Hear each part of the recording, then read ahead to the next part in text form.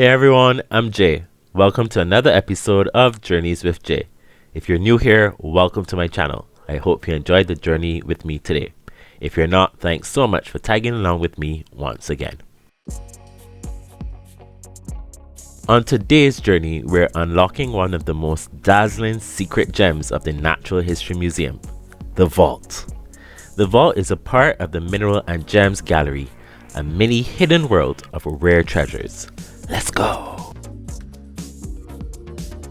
Welcome back to London's iconic Natural History Museum, home to a collection of over 5,000 gems. Click on the link above or in the description to see some other videos from this museum.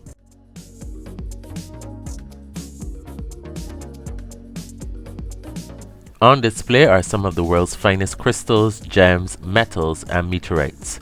They're valued not only for their scientific worth, but for their individual histories, beauty, and rarity. Some of the objects on display have been part of the collection for more than 250 years. Others have more recently come, and some are on private loan for display for a limited time. But they're all here because of their exceptional beauty and because they tell a unique story. Rainbow calcite. Calcite is notoriously difficult to shape into gems because it fractures and scratches easily. This 242.59 carat gemstone was expertly cut with a twinning plane. Light is separated into the spectrum of rainbow colors, creating iridescence.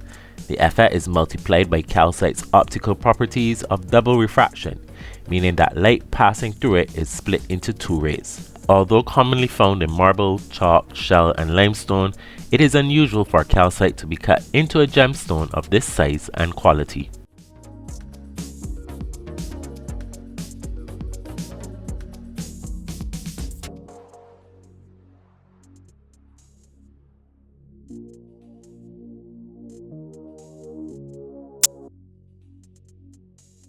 A necklace fit for a queen. This spectacular necklace is set with 9 treated topaz gemstones and 70 diamonds. The blue color has been induced through treatments pioneered by the Austro family. Set in white gold, this necklace is a companion of the necklace presented to Her Royal Highness Queen Elizabeth II by Austro on the 15th of November 2011, which was set in yellow gold.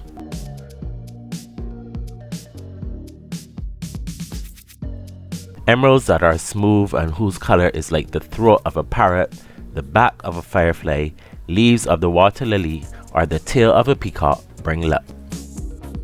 Colombian treasures. Colombia produces the world's finest emeralds. In the 17th century, the invading Spanish fought the indigenous Incas, who fiercely defended the secret of the gem's source. Such vibrantly colored emeralds have not been seen before in Europe, and they were extremely popular when brought back by the Spanish. The museum acquired these crystals from a private collector in 1810. This piece is called the Medusa, beryl variety emerald quartz, from Zambia in 2014. In 2009, quartz boulders rich in emeralds were discovered in Zambia. Over several months of painstakingly delicate work to remove the surrounding quartz, large and beautiful intense green emerald crystals were revealed. The crystals were naturally broken underground by geological processes and have been healed by the quartz, seen as white bands in the crystal. This group of naturally occurring crystals was named the Medusa and is regarded as one of the world's finest mineral specimens. Rain in seawater. Beryl variety aquamarine from Russia, 1868. Named after the Greek word for seawater, aquamarine comes in a range of colors from light blue to vibrant turquoise. If you look closely at this beautifully cut stone, you can see small parallel lines known as rain, which are actually narrow fluid-filled tubes. This impressive pink crystal of morganite shows the hexagonal crystal structure of beryl. Beryl can only grow when there is high enough quantities of the element beryllium, so it's often found in pegmatites that contain concentrations of rare elements.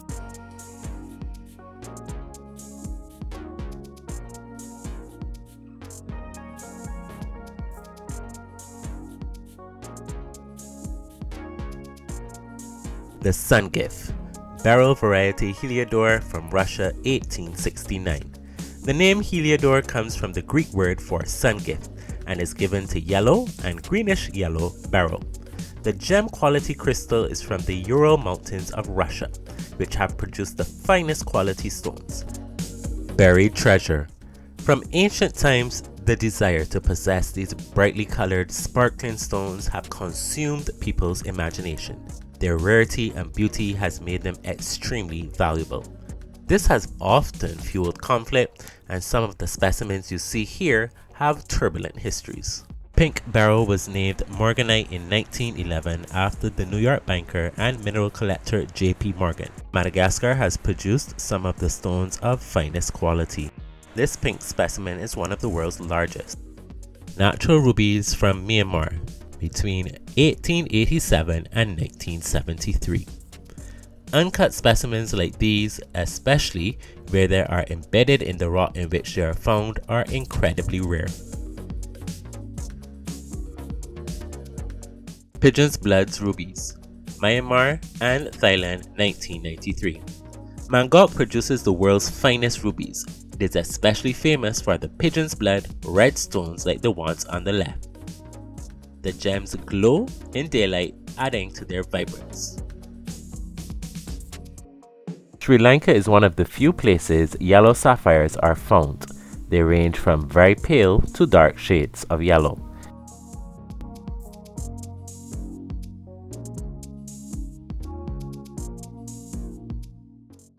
These are yellow sapphires found in Sri Lanka between 1874 and 1878. The top of the large crystal has been polished to create a window on the surface. Gem cutters often do this to look at the specimen's color and clarity. This enables them to decide if the stone is worth cutting. The exceptionally large gem here was definitely worth cutting, as it has a rich, deep color and good clarity. Sapphire collection from probably India, 1753 Sloane collection. This stone was owned by British collector Sir Hans Sloane and has been in the museum's collection for more than 250 years. Although very hard, sapphire is not as durable as diamond. The scratches on the surface of the stone betray its long history. A star in stone, Sri Lanka, 1835. The shining star in the middle of this gem is caused by light refracting on needles of titanium dioxide known as silk. The 6 points match the 6-sided prism structure of the crystal. Star sapphires, especially those with a good color and a clearly defined star, are highly prized by collectors. Perhaps the sea's definition of a shell is the pearl. Perhaps Time's definition of coal is the diamond. Khalil Gibran. Collection of diamond jewelry, 2 brooches and an ornament, from the 1830s to the late 19th century. Here the diamonds have been mounted to make the most of their beauty.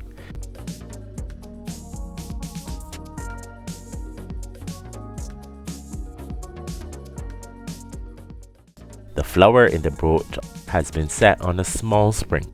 As the wearer moves, the diamonds tremble, revealing flashes of colored light or fire from within the stones.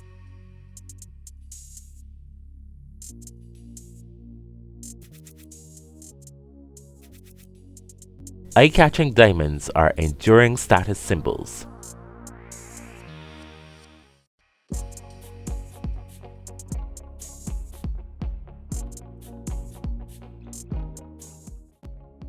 Cutting the Koh-i-Noor.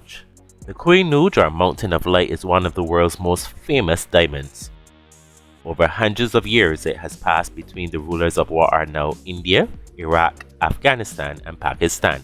It has changed hands sometimes by treachery and bloodshed, other times by political agreement, but never by purchase.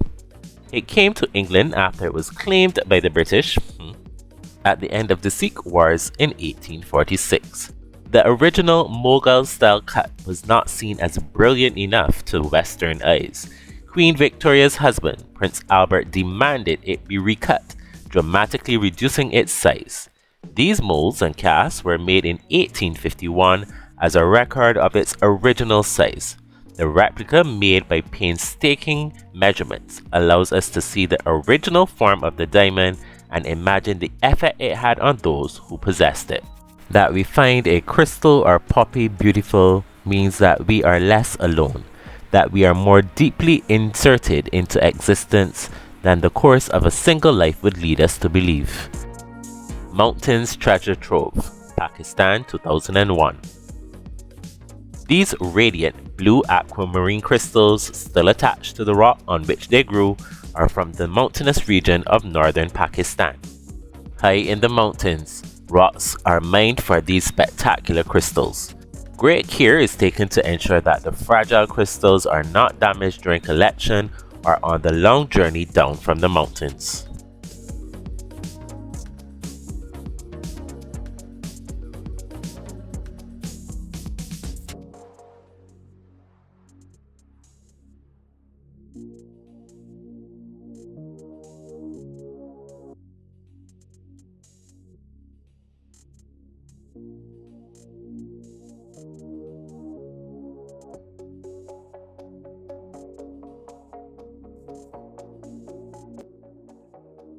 Pirate Treasure, Zabagard Island, Egypt, 1924.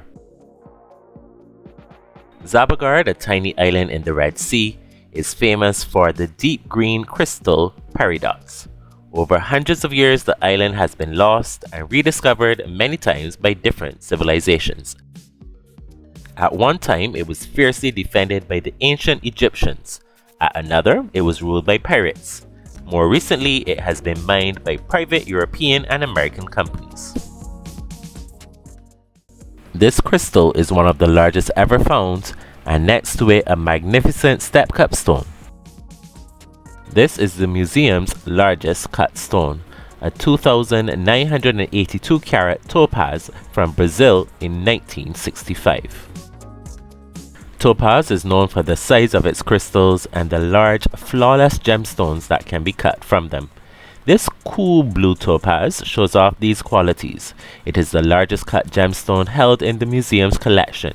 It took months of planning and special equipment to produce this supersized gem. Imperial Topaz. This golden crystal was found in 1832 in one of the earliest topaz mines in Brazil. The cut of this gem highlights its warm, sherry-colored glow. It is exceptionally rare to find a crystal of this size and clarity, making it, in the words of its previous owner, the finest yellow topaz known. This is a part of the Black Opal collection in the museum.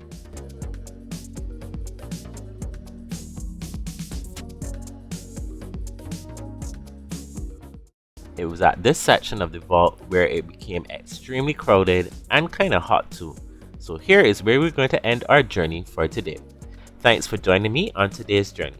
If you liked the video, give it a thumbs up. If you haven't as yet subscribed, drop a comment in the comment section.